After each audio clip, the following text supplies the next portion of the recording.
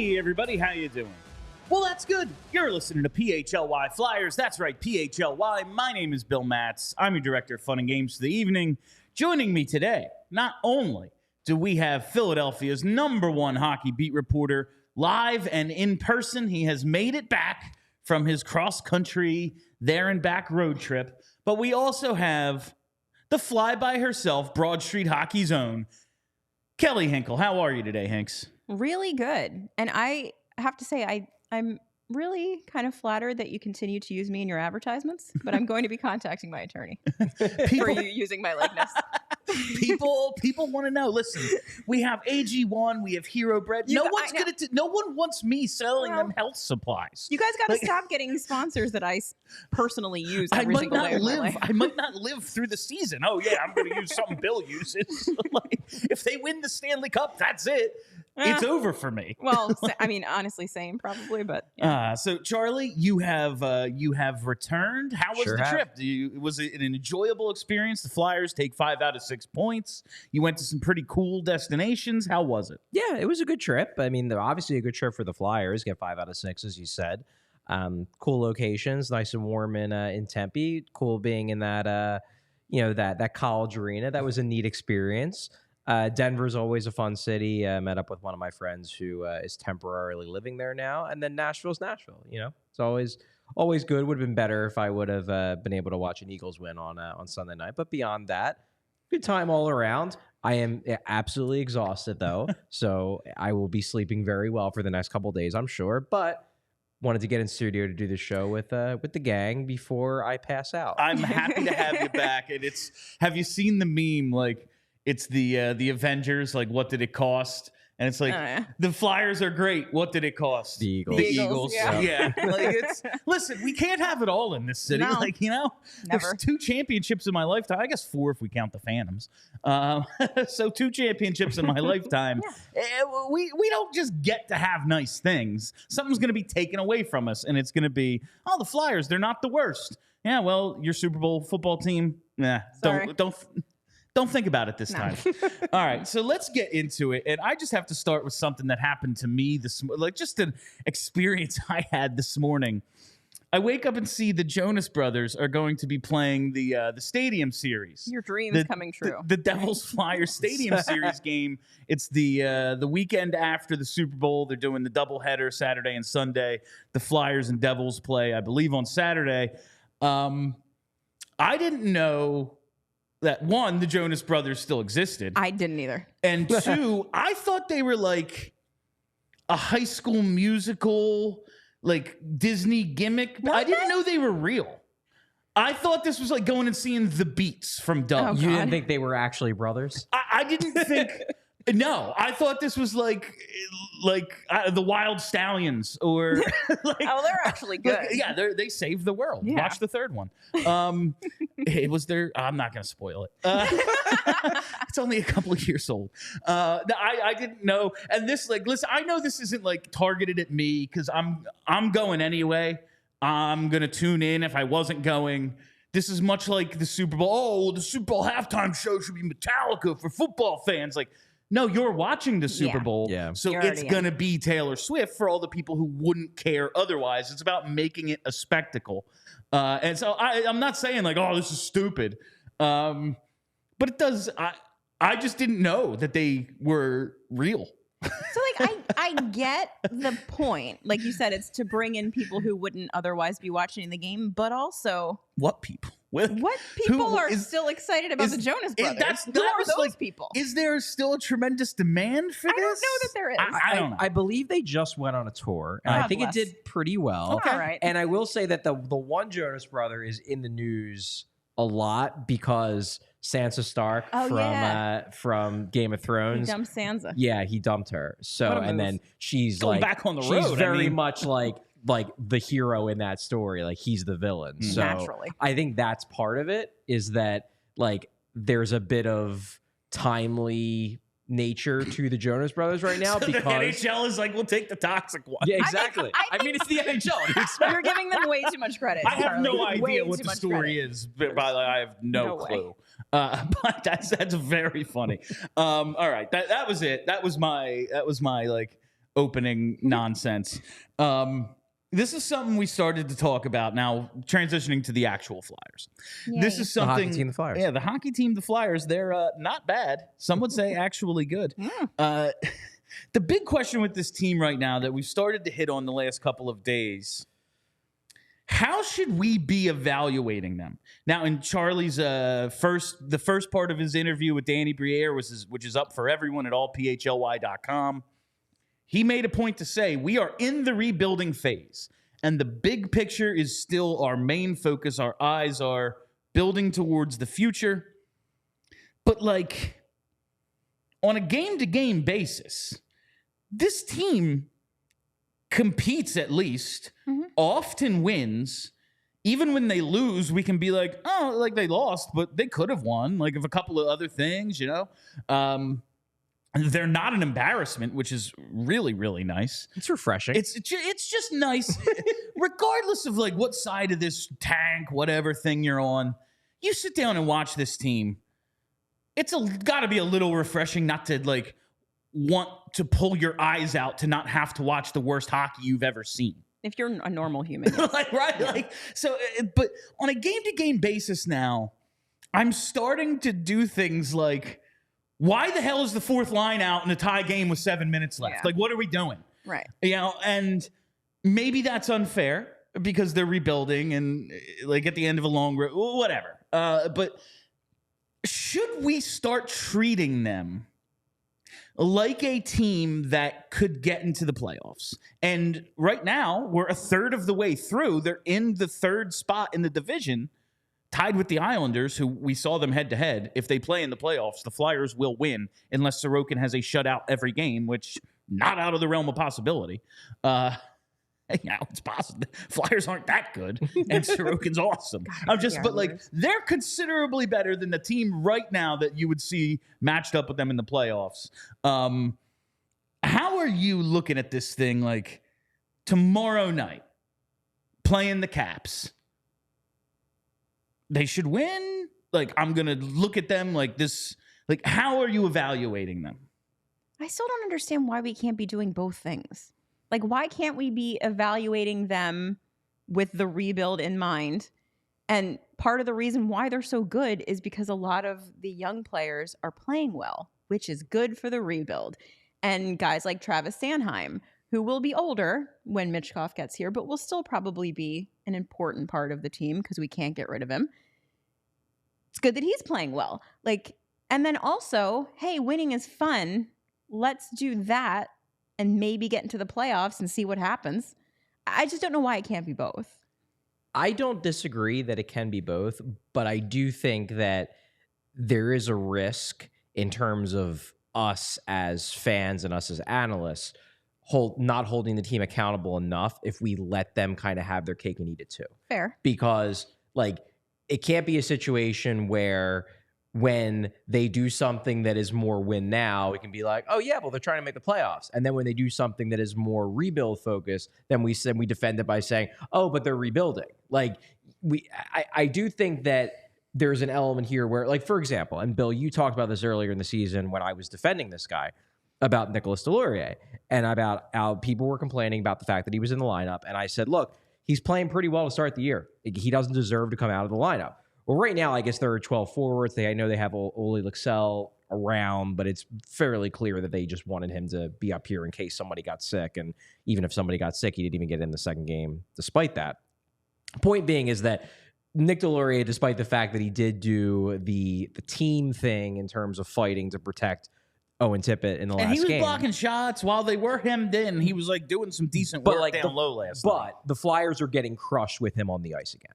Like, I said that I would advocate for him to come out of the lineup more often if the Flyers started getting crushed with him on the ice. The Flyers are starting to get crushed with him on the ice. And it's one of those things where if you're rebuilding and you're fully focused on rebuilding, then sure, play Nick Deslauriers 82 times a year. I don't care. But if you're trying to say, well, we're rebuilding, but hey, if we make the playoffs, that's great, and we're trying to do that too, then maybe we should be a little bit more critical that Nick Deslauriers is locked into the lineup every night. Okay. About this player specifically, Nick Delorier, while yes, like the on-ice results are not great. I mean, we know what Nick Delorier is. He's one of the toughest bastards in the league. He would beat up most players in the league. All of them. Even other fighters don't really seem to really want a piece of Nick Delorier. Agreed. Agreed. While his individual results are not what you would want, is there something to, because we said, regardless of if players are safer or not, if they can play a little bolder or not, if it's actually true, that doesn't matter. If the players believe that they are safer because Delorier is in the lineup, is that not then contributing to their success? Like, early in the season, it was like the Flyers have a great fourth line. That's cool, whatever. Yeah. And now, like, we're kind of still in that, well, they have an effective fourth line, and you look at it, it's, do really. They still? Yeah. And maybe not, but if the other, 20 guys in the lineup feel better because he's out there, maybe it is more of a win now move. And also, I mean, what are the odds that John Tortorella still thinks they have an effective fourth line? Like, obviously, I'm sure he looks at the numbers. He's not an idiot. But the fact that he's in so love much with that line. The fact that he says so much he doesn't know what they mean tells me he looks at them. Oh, for sure. He definitely does. He's got a reputation to maintain. Yeah, he doesn't want the nerds to know that he likes them. Or he just depends upon guys like Brad Shaw to look at the numbers for him and tell them what they are. Yeah, but I mean, like, I'm not sure that there's nothing in the idea that John Tortorella doesn't think that fourth line is going to help them win games. I think he probably does. I want to talk a little about Charlie's Mark Staal article later. But let's use that as the example. The Zamula Staal rotation, whatever's going on with them. Sometimes they'll play with 7, maybe. We'll see that again. But last time they did, like, Staal played 8 minutes or something. He was the 7. He was clearly the 7, even with Zamula being up and down. Now, in that article, Tortorella is like, listen, I think he's been better latest. Like, he's finding a little more consistency. If they are, and this is, again, like Danny has said, it's really tight, and we'll see where we are. Like, I have no idea. We could lose. This is the Flyers. They could lose 10 in a row. They just lost 1. 9 more, not out of the realm of possibility. We have seen it happen many times. I'm just like, so Danny is preparing us. Like, yeah, when things go south, we're going to have a different, right. But just the idea, okay, Mark Staal hasn't been very good to the eyes.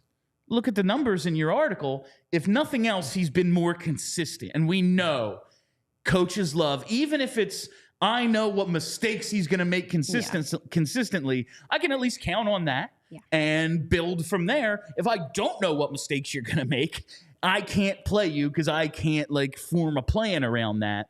That's kind of more what Zamula has been. And Mark Staal, at least we know he will be consistent. If it's February and they're still in the middle of this, the idea to me, if it's win now, is go with Staal. If they're still going with Zamula and he's up and down and struggling, how will we react to, like, okay, well, it is a rebuild and they're doing the right developmental thing by keeping him in there and seeing if he can play through it? Or is it, this team can make the playoffs? Should we be trying to do that? I guess I'm still very much on the side of the rebuild. And this goes back to what you asked me yesterday when you said, what about the possibility of them trading for a power play quarterback? No, because I am still very much, no, this is a rebuilding team. If they're a rebuilding team that just, like, kind of lucks into being way better than we expect, like, I guess sure, because they are out shooting and out chancing pretty much every team they play. So sure. But to me, like, I wouldn't change the philosophy. I would still be trying to develop Igor Zamula. And if you just decide that Igor Zamula is never going to figure it out, then bench him and bring up Emil Andre and have him take over that role and see if he can do better. Because the goal here still, in my mind, is finding out what you have in the young guys, developing the young guys. And if in the process you win a lot of games, I guess cool. But the process that they should be using should be rebuilding. And if that accidentally has them fall ass backwards into a winning team, then I guess cool. So I kind of feel like that's what they're doing, because the Zamula thing is one of the reasons why I think it's silly to think that they've abandoned the rebuild. Oh, they have. Like, they're clearly rebuilt. They're trying to get him to play through it, and he's not been great. And if they had shifted from we're rebuilding to we're going to try to win because they're playing well, I don't think they would be giving him such a long leash. I agree. So I do kind of think that the organization is kind of doing like okay, we're rebuilding, but maybe we'll make the playoffs. And I think that, like, I don't know that they're trying to make the playoffs. I think that they're just like, well, we're going to go with it if they're going to keep playing well. The reason I've said a few times, like, even if they make the playoffs this year, that does not mean, like, next year, if they shed a couple more guys, they're not going to be worse. Like, I think it's a very high-end possibility. Because at this moment right now, I think there are 3 guys in the category of still developing, yet NHL ready. And it's Zamula, Brink, and Forster. They don't have a ton of other, like, NHL-ready dudes. I mean, you could put Lazinski in there. I guess we've seen it. They could try a few more guys, but they are not of the belief that, you know, guys like Emil Andre, they gave it a shot, and it's like, okay, he's not ready. They have a bunch of not ready guys. They have prospects who haven't even really joined the organization yet, and then just a handful of people who are actually going to be contributing. So they do have a lot of vets, and like, that doesn't look like a rebuild, but I get what stage they're in. So I think they can do both. And since they can, I think they owe it to us, the people who've been watching this bullshit for a decade, to try to get into the playoffs. Now, try to get into the playoffs does not mean buying at the deadline.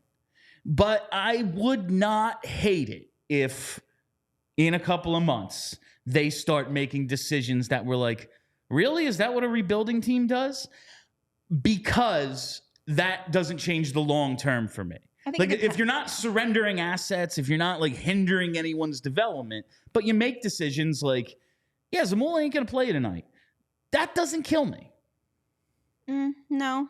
I do kind of think that once we get to that point, for me, it's going to be very situational. Like, because I do think that there's a very fine line between hindering development and sitting a guy for a little bit because you want him to watch from the press box. Like, I do think that if they go too hard into we're winning now, there are a lot of decisions that they could make that would maybe not destroy the rebuild, but would kind of probably stall the process a little bit. And I don't want them to do that. I don't think they have enough options to, like, stall the rebuild. I mean, that's fair. Yeah, there's not enough dudes that, I mean, I guess we could see Ronnie Addard if it's like, well, we need a power play quarterback, give him a shot, and it's, well, we don't really think he's ready. Like, I guess, like, they just don't have enough guys who are ready to do it. So there's not that much development to be hindered. Fair. Like, if Brink and Forster come out of this lineup, the team's worse. Yeah. Like, who are they replacing them with? You know, like, I don't see that many options to really mess with the big picture. Yeah, and Briere had an interesting point he made in the interview I did with him in part 2, because I didn't think his answer. I thought when I asked him specifically about Morgan Frost, I thought he gave half of a bad answer and half of a good answer. I thought the bad part of the answer was when he basically said, look, like, it was either him or Forster and Brink were playing better. And I was like, Danny, that's not the best answer, because, like, you easily could have dropped Scott Lawton down to the 4th line, scratch Paling sooner, scratch Laurier, scratch Hathaway. Like, there were other ways to do it, but you guys decided that, like, that wasn't an option. So it then becomes, they basically created something that wasn't there. I didn't like that part of the answer. I did, however, and this made me look at it a little bit differently, I did like his one answer, because basically what I had said was, like, how is sitting Morgan Frost for half the games, how does that fit with a rebuild? How does that even make sense? He's 24 years old. You want to figure out what you have in him.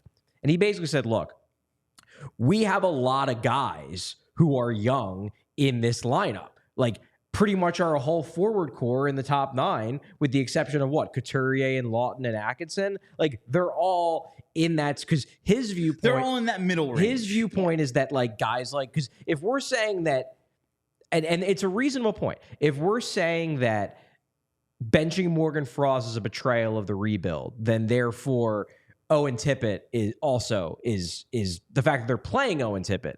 That's a good thing for the rebuild. He basically said, look, like, I know Travis Konecny's 26 years old, but like, I think he's still developing. I think he is still working to be better. And that does sound ridiculous on the surface of it. And then you see like the trajectory he's on, and he's finding another level. But his argument is basically like, I don't know how you can say we're not being true to the rebuild. Take a look at how many guys between the ages of 21 and 26 are in our lineup. It's a lot.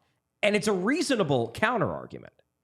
It is. The reason, I must reiterate this with Morgan Frost every time his name comes up. They've already figured out what they have in him. I think that's the unspoken thing. Whether they're right or wrong doesn't matter. They've made up their mind. Yeah. Like, that's just all there is to it.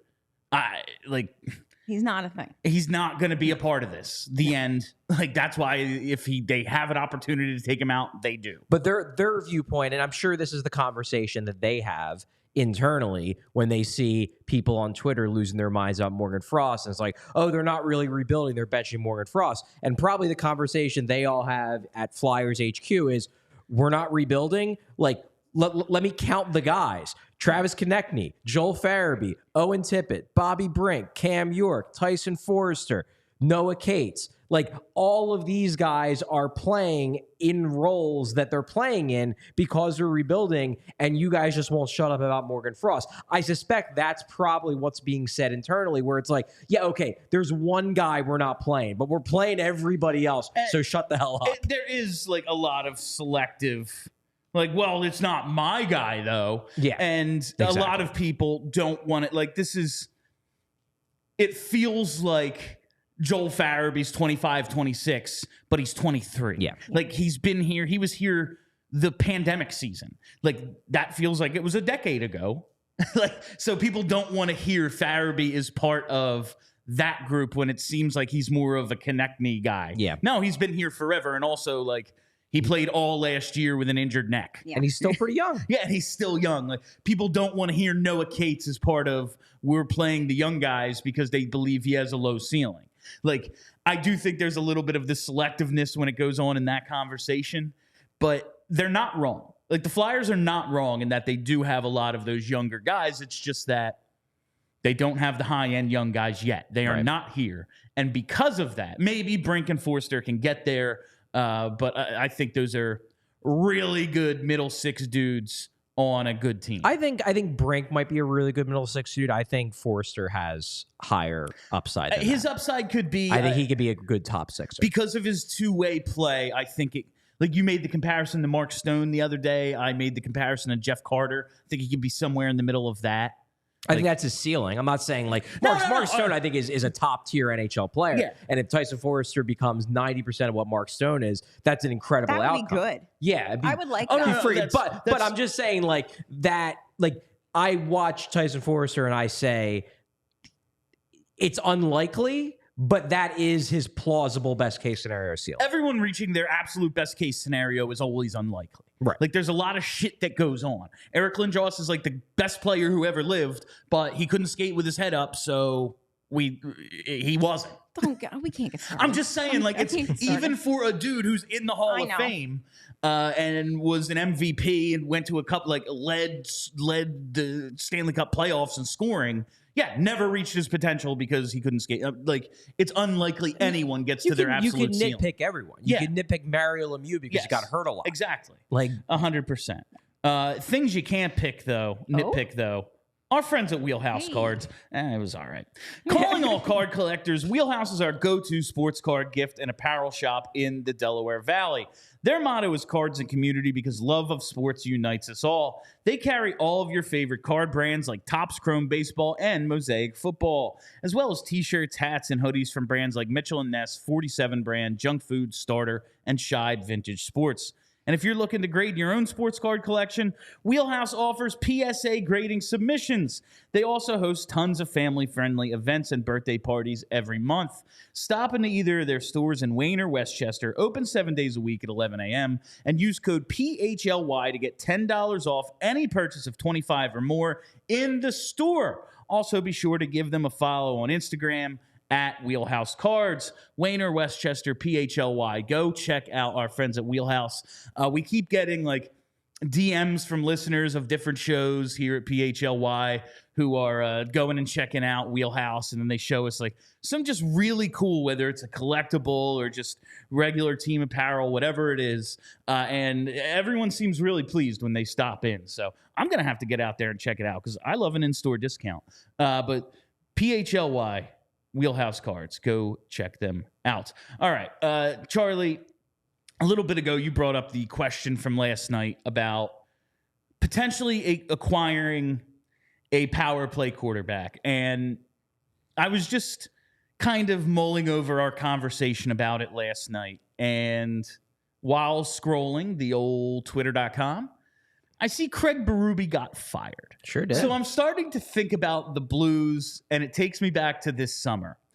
And the attempt to acquire Torrey Krug. Now there's conflicting reports on whether he would have actually played here or we flip him. If it was, I mean, watching what this team is right now, I could see them maybe going, yeah, we're keeping him. The thought process we all had in the summer is, well, they've acknowledged the rebuild. They're clearly going to flip him. Do you think in your mind the idea was, yeah, we're going to try to turn him into more assets after we move on from Sanheim or Hayes? Or did they potentially see this power play quarterback problem and go, that's a solution? I don't think so.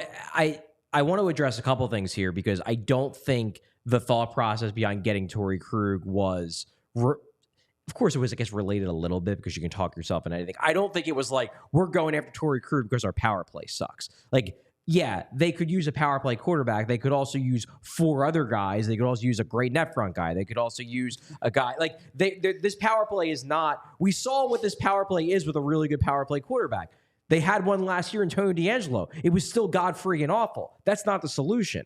That said, if we're going back to the trade itself, my understanding of what Krug was told when they were trying to convince him to waive his no trade to go to Philly was that we are not acquiring you to flip you immediately. Okay. You don't have to worry about that. However, we are not going to guarantee that a year or two down the road, because we are a rebuilding team, that we might not come to you and say, hey, would you be willing to waive your no trade to go somewhere else? So I don't think the intention was ever, let's get him and then immediately trade him somewhere else. But I do think they wanted to leave the option open to a year or two down the road, maybe move him somewhere else. And I don't think he liked that idea either because he wants stability for his family and things like that. So that was my understanding of the negotiations and what went down.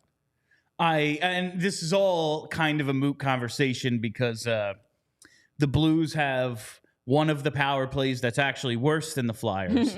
And Torrey Krug, 4 power play points on the season, 1 goal, 3 assists. It's not as if he's tearing it up. And the other side of that, like Sanheim's presence and emergence is one of the major reasons that this team is in this position. But I would love to hear Torrey Krug's like internal monologue. The Flyers in playoff position, the Blues just fired their coach. Like, I would just love to know. Like, maybe he doesn't give a shit. And he's like, whatever, I go to work. I punch in, punch out. Like, that's a totally fine position to have. They're paying you to do a job, and you show up and do it. Who cares? But I would just love to know, like, bet you wish you waived that no trade now, don't you? But, like, this team would probably suck if it didn't have Sanheim and put Torrey Krug in that place. So... yeah. Who's to say?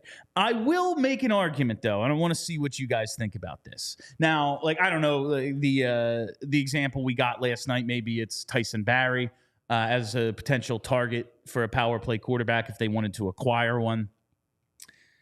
Could you argue, much the way we did when they brought in guys like Hathaway and Staal and didn't trade Lawton, that for young guys to develop, they need to play with somebody like competent next to them, somebody who at least knows what they're supposed to be doing. And if that's the case, could it be argued that for guys like Forster and Tippett and Brink to develop into viable power play options, because whether it's on a first or a second unit, I would think those dudes, along with Joel Farabee, even though he's not even on the power play right now, which is another ridiculous conversation. Yes. they're going to be a part of like the power play at some point, I would think. If they're going to develop into people who can produce at that, don't they need a legitimate quarterback? So do the Flyers really have no one that can improve the power play? Like, is this a personnel problem or is it a coaching problem? I feel like we have this conversation every year of our lives with the power play because it stunk for so long. I just mean like 11.5%. It's bad. And they have more guys on the ice than the other team. Unless the coach is telling them fucking don't score, I don't see what what he could possibly be telling them to make them this bad. They score more at 5-on-5 than they do when the other team has fewer players. Yeah, but power play's tactical. And I'm kind of with Kelly here. Like the more we're seeing the fact that at 5-on-5, the Flyers are real good. On the penalty kill, the Flyers are real good. On the power play, they stink. Yeah. Like, I don't know. Is it possible that the team is good and the power play coach is just bad at his job? There's bad, like, all right, to make a cross-sport comparison, which I know everyone out there loves, the Eagles' offensive coordinator might not be very good. There's some issues with the play calling. I would agree with that. Also, they have scored 28, 30 points a whole bunch of times this year. Like, and there's no more tactical a game than football. Players make plays eventually. Someone does something, and literally nobody does shit ever on the power play. They haven't scored in a month. But don't football players have the ability to like change if they think something else would be better? Like, I feel like hockey players, when the coach tells them what to do, they're doing that, and they're not going to deviate from it. Whereas don't football, is that a thing? Am I making that up? I mean, you can audible, but but also I'm just trying to make some comparisons. Look, Bill, I guess my biggest argument against that point is one that I made about 5 minutes ago, which is we've already seen what the Flyers power play looks like with a good power play quarterback. Say what you will about Tony DeAngelo. He is good at quarterbacking a power play. It was still garbage. I will give you that. No, completely fair point.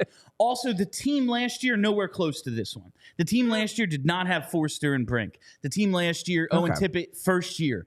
Joel Farabee, neck didn't work. Coming back from that. No Couturier. No Couturier. No Atkinson. Like, these are forwards who can put the puck in the net that they did not have, at least at the availability that they do this year, right?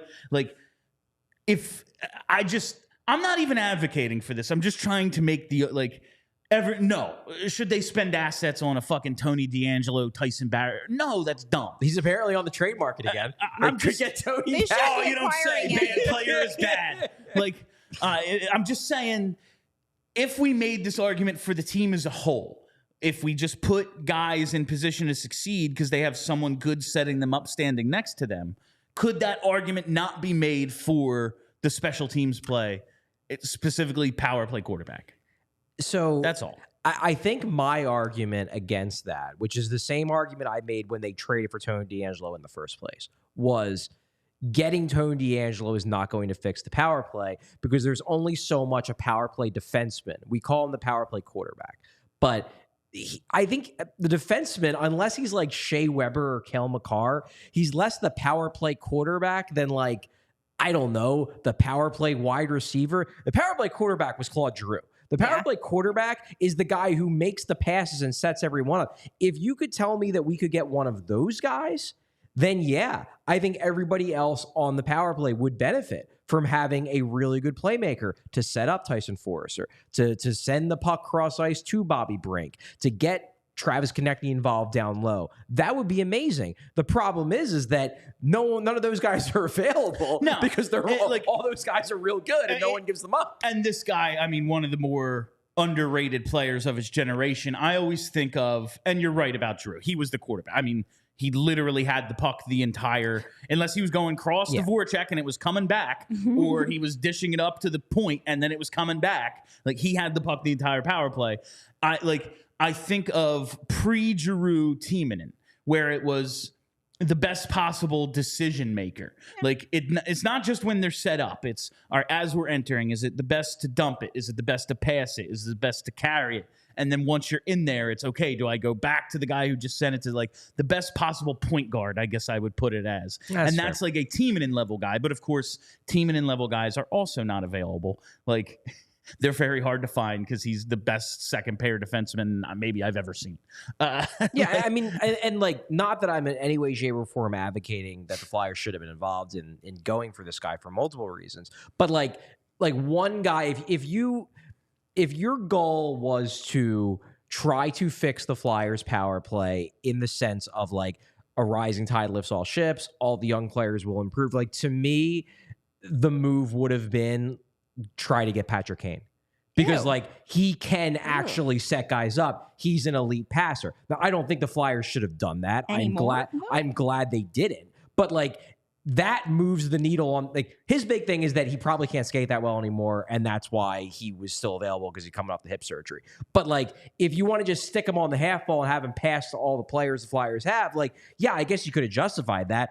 I wouldn't want Patrick Kane. I'm glad they didn't go for him. But like, that to me is more of a needle mover on the power play than trading for Tyson Barrie. Like, is he even that good? No. Yeah, he scored a lot of points with Connor McDavid on the power play. Wow, and I could do that. Also, like, before we go acquiring people to make the power play better, why don't they try putting a guy that scores lots of goals on the power play for some time? Like, Joel Farabee might, warrant a look and on just the power like, play. In terms of fit, like, they have Tippett and they have Forster, right-handed guys who can really shoot that they can put in the left circle. We saw having that cross-ice possibility with Giroux and Voracek was huge. Yeah. Like, if you could just put Joel Farabee on the right circle opposite Tippett or Forster, I really feel like that would be helpful. But that gets back to coaching. Like, and that's the type of thing when I asked earlier, like, okay, how hypercritical of that sort of, micro decision should we be? If, okay, it's a rebuild, like, if it's a rebuild and they're going to talk about Farabee as one of the young guys, well, all right, let's develop him. Yeah. And if we're going to, like, both ways, honestly, it doesn't make sense not to have Joel Farabee on the power play, right? Agreed. Like, if it's all about development, he's one of your young guys who has shown he can score at least some in this league. Maybe have him out there. And if it's about winning now, he's definitely going to be better at it than Scott Lawton or Cam Atkinson. Like, that's just the way it is. He's a more skilled player. So that part of it doesn't make sense. I just want to look the power play numbers. We've talked about it maybe every show. 11.5%. Maybe the craziest thing about that is they're the sixth worst. Yeah, they're not even the worst. That is hilarious. That really is objectively hilarious. Yeah. Two of the, like, absolute 5 teams worse is wild. Hilarious. Now, 2 of the teams are the Penguins and Flames, and they're at 11.4. So it's right there. So it's basically the same. And then there's the Blackhawks at 10. All right, that makes sense. Fake they team. stink. Yeah. The Blues at 8.4. All right, that's probably why Craig Berube got fired, because they can't score ever. And then the Caps at 8.2. That's wild. With legitimately, like, the power play goal best guy. Yeah. The dude. Yeah. I've never heard, like, Ovechkin hasn't scored in 10 games. Longest streak of his career, I think I saw. He only has 5 goals on the year. 1 on the power play. What's happening there? So, of course, with the Capitals coming to town on Thursday, I will be putting my mortgage on Alex Ovechkin scoring a goal, because this is Flyers hockey, baby. Well, see, to me, the more fascinating thing, and maybe we'll talk a little bit about this tomorrow during when I do like my my post practice notes video after the morning skate. It's less like, am I shocked that Alexander Ovechkin isn't scoring? Yes. Am I shocked that the Washington Capitals power play is this bad? Yes. What I am more shocked about is the fact that he isn't scoring, their power play is trash, and they have a good record? Backstrom is dead. What's happening there? They're like really freaking good. All of a sudden, they started the season. It was like they weren't ready to go. This might be a disaster. They might win the lottery. And now they're one of the hottest teams in hockey since like week 2. How are they winning? I don't know.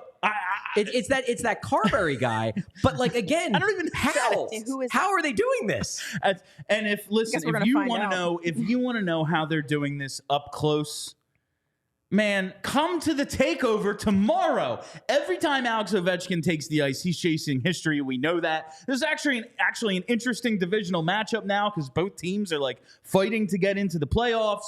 All you have to do to get a ticket to the game, an invite to our meetup pregame starting at 6 o'clock, and free food and drink prior to the end of second intermission, so all the way through the first and second period till the end of second intermission, free food and drink with your ticket, is go to allphly.com, click the events tab, and hit the Flyers takeover. It's going to be a really good time. Charlie and I will be there. JP is coming. It's going to be a great time. It's going to be really fun. I just want to see it. So go to allphly.com, get a ticket to this thing. It's going to be a good game. Like, these are two teams playing well. I expect the Flyers to win. That's always fun. It felt really good last night to be bummed that they lost, the way they did. I was like, oh man, that sucks. It's like, I felt good. Yeah. Like, I actually care. Yeah, rooting for your favorite team. That's fun. You're caring the way we do, allphly.com, check out the takeover.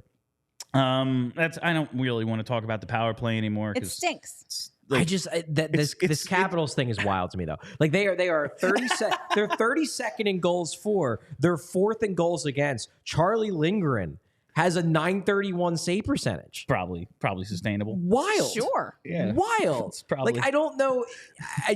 That's a team where like that's got to fall off a cliff at some point, right? Yes. Like there's no way they can sustain this. I guess the only. Like, he's 38, so it's possible, like, Ovechkin is just, all right, that's it. But you never lose the hands.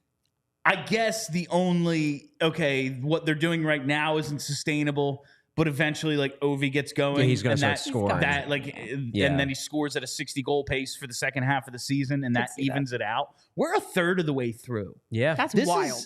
It's what flying. Is time? It doesn't feel like I'm being hit over the head with a sledgehammer every time I watch them. So it's actually like moving forward at a decent pace. All right, so let's talk about Mark Staal and specifically that article you wrote about him, Charlie. Just his transition into this role as a guy who is not going to play every night and hasn't been playing. And even the other night when he got in as the 7, he was clearly the 7. Yeah. I just really found this interesting because we talk like, oh, this isn't a rebuild, stuff like that. Since being cleared for action in mid-November, the 36-year-old has been a healthy scratch in 5 of 12 games, and over the last 6, he sat 3, not including a night as the clear 7th defenseman in Colorado when he skated for just 8 minutes and 30 seconds.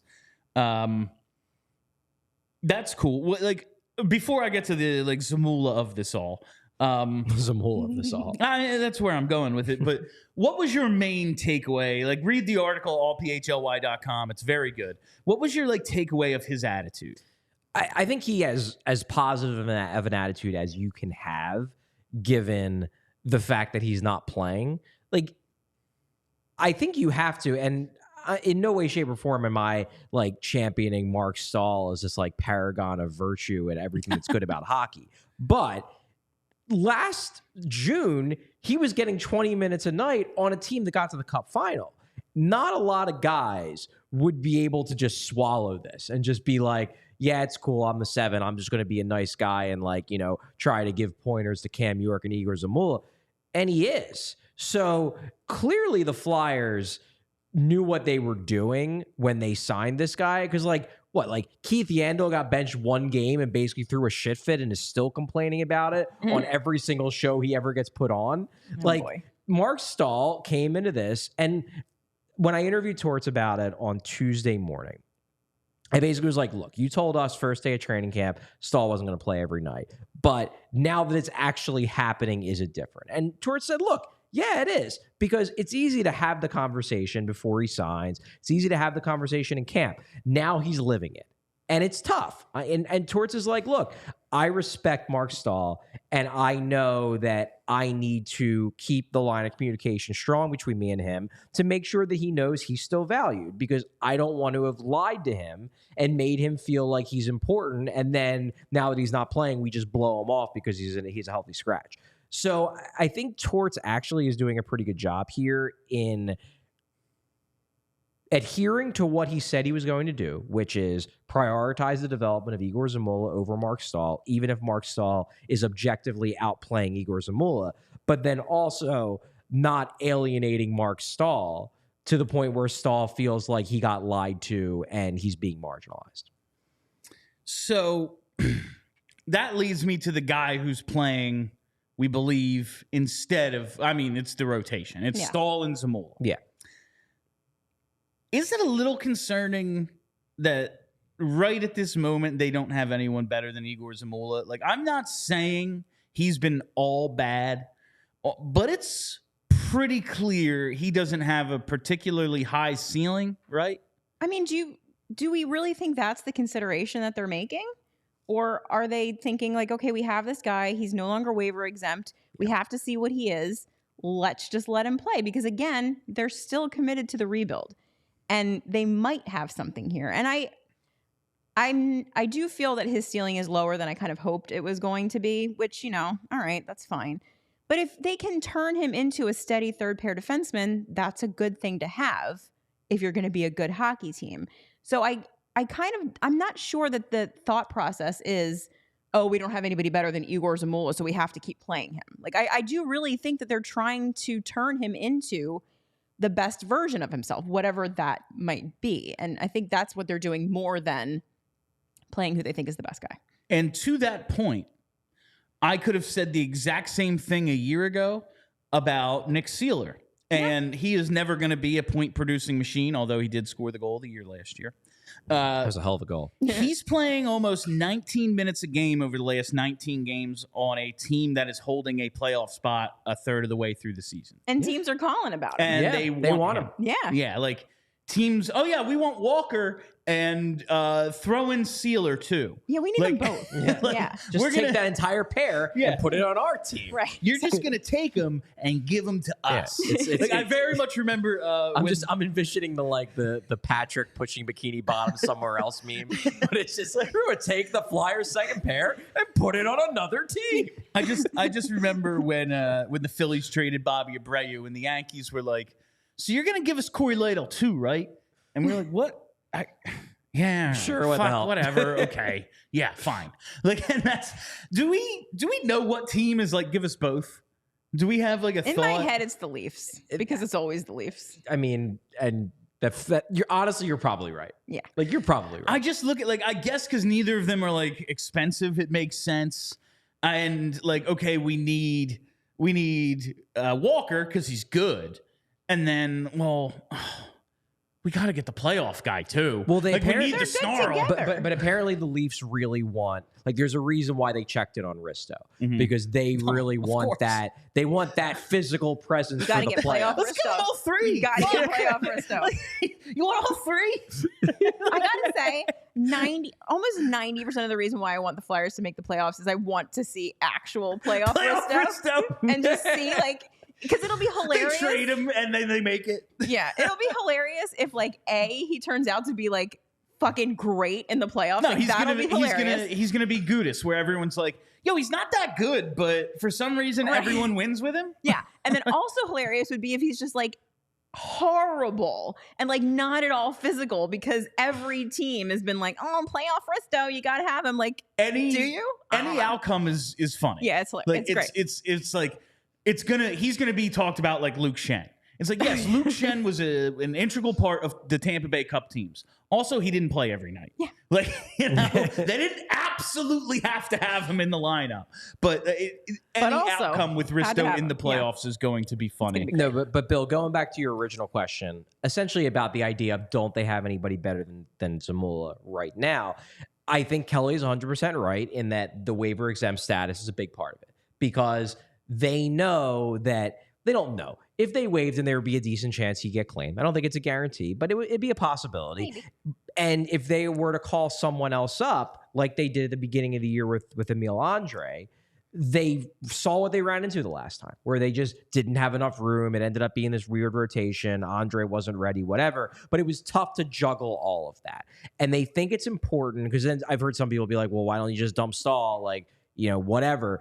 They think it's important for Staal to be on this roster from a mentor standpoint, and even for Zamula. Like, that was one thing, because I specifically asked Tortorella because he always brings up Dan Boyle as like the dream option in terms of like what Cam York could become if he hits his ceiling. Because Dan Boyle's like one of Torts' favorite players he's ever coached. He's like, man, it would be great if Cam York could beat Dan Boyle. So I was like, okay, well, when you watch Zamula, who do you look at and you say, you know, if he hits his ceiling, he could be that?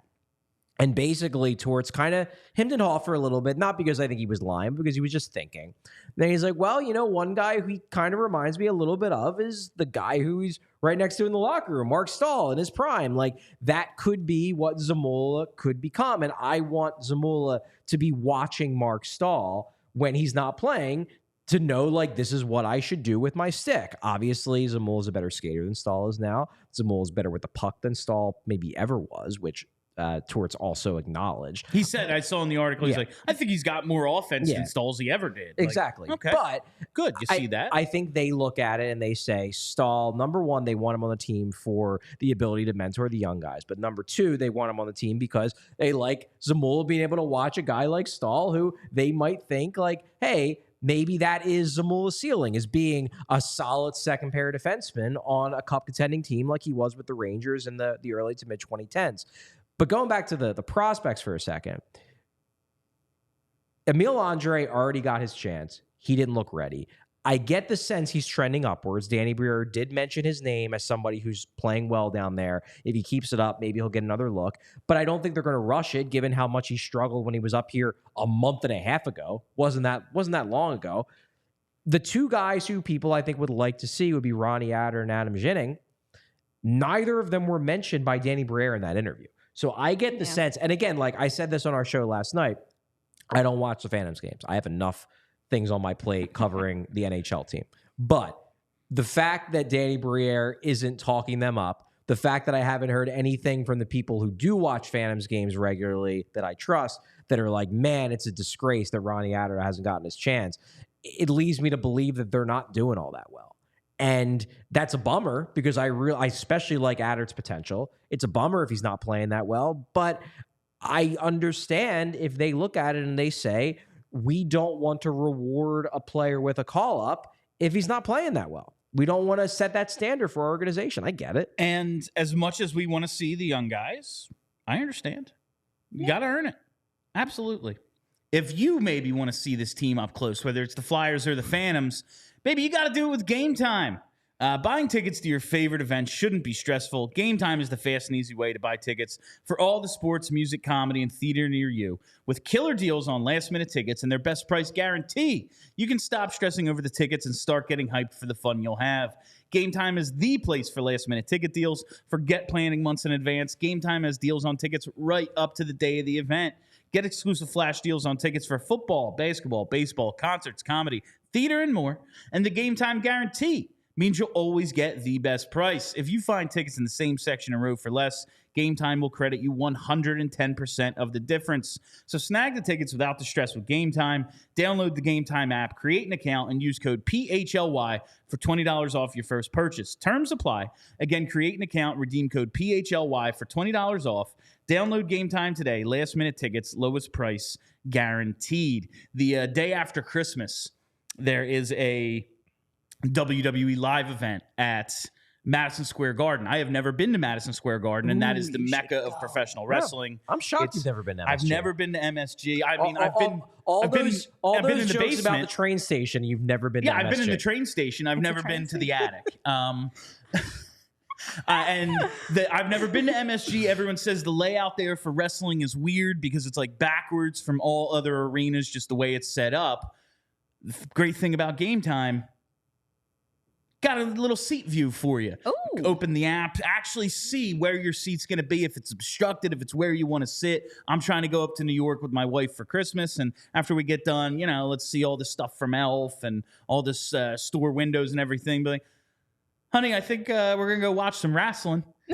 So we're going to do that, and best way to do it, use Game Time. I mean, it does make sense, though. You're going to go see wrestling on Boxing Day. It's kind of appropriate. Look at you. There you go for our Canadian friends and Kelly out there. Just something I wanted to make sure we touched on. Just a stupid little thing I pulled out of your Mark Staal interview when Torts is talking about Zamula. He mentioned he's playing with two hands on his stick too much. And we have considered the idea of doing, like, maybe whether it's on the show or extra YouTube content, like a cutting room floor sort of thing, where you maybe divulge some of the shit that didn't quite make the article because it doesn't fit whatever you're going with. And I just heard a really funny interview with Luke Shen on 32 Thoughts, him and Elliot one-on-one, where he was basically recalibrated when he gets drafted and called up to Toronto, forcing him basically to play with two hands on his stick. And then when he came to Philly, like, he's working with Chris Pronger. Pronger's out injured, but him and Braden go to, I think, St. Louis and, like, hang out with Pronger for, like, a week or something, and they're watching tape, and he's trying to, like, coach up Luke Shen. He's like, fuck are you doing? Why you got two hands on your, like, what? And he's, like, trying to explain to him. He's like, forget that shit. Stop it. Like, this is ridiculous. Did Torts expand on the two hands on his stick thing at all? Just because I did not get what Luke Shen was saying he was, like, taught with. I did not follow up on the two hands thing. That's all. That whole idea, though, of Pronger saying, like, nah, forget that shit. It's dumb. That's very much, you know what that reminds me of? That reminds me of the stories I would hear about Jake Voracek. And where, like, they would be in, like power play meetings, and one of the young guys would be told by, like, Michelle Therrien, like, do this. And then they'd leave the meeting, and Jake would pull the guy aside and be like, that dude doesn't know what the hell he's talking about. Just do what you do. Amazing person. Jake Voracek, the more we are finding out about Jake Voracek, the thing about him pissing his pants, and I gotta shout out Broad Street Hockey's Thomas Williams. Not only did he design that awesome shirt I was wearing on the post game last night, he dove into the story of, it was really good, of Jake Voracek claiming to have pissed his pants while putting on his skates because of gout. Yeah. If you didn't hear the story, Jake Voracek for like a month was telling the Flyers trainers, my foot's broken, yo. And they're like, no, it isn't. They keep showing him the x-rays. They're like, there is nothing broken in your foot. We don't know what to tell you. And then eventually they find out he has gout. This is a 27-year-old professional athlete. And that man lives a life. Like Michael Delzato on Chicklets is like, this guy's diet was Pilsner, red wine, Wagyu beef, and sushi. That's it. That's the only thing he puts in his body. And so he has gout despite being a 27-year-old elite professional athlete. And the pain was so bad, putting on his skates before a game, he pissed his pants. He claims to have had a goal and an assist in the first period. Mr. Williams got into it, and maybe not in the first period, but plenty of times he had 2 points. But the investigative journalism, Charlie, you're the number one beat reporter in town. Really good. But I got to give it to Broad Street Hockey for that one. Freaking hilarious. I always like the one point I was made about Voracek, because it was an open secret that in many of his seasons, particularly in his early days, but based on this story, I'm guessing it lasted much longer than his early days. He wouldn't exactly stay in the best of shape in the summers, and then would kind of play himself back into shape in the season. Old school, man. And the one thing that always cracked me up was that his breakout season, if you remember, his first breakout season, not the one where he had, I think, like 84 points in 82 games, but the one was like the first time that he was point per game.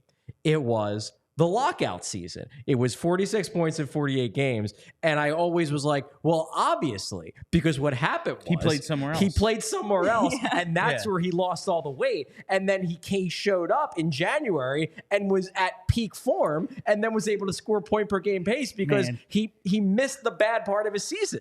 I realized like the timing of it was impossible because he got traded for Jeff Carter. I wish he could have been on those teams. Oh, God, that would have been amazing.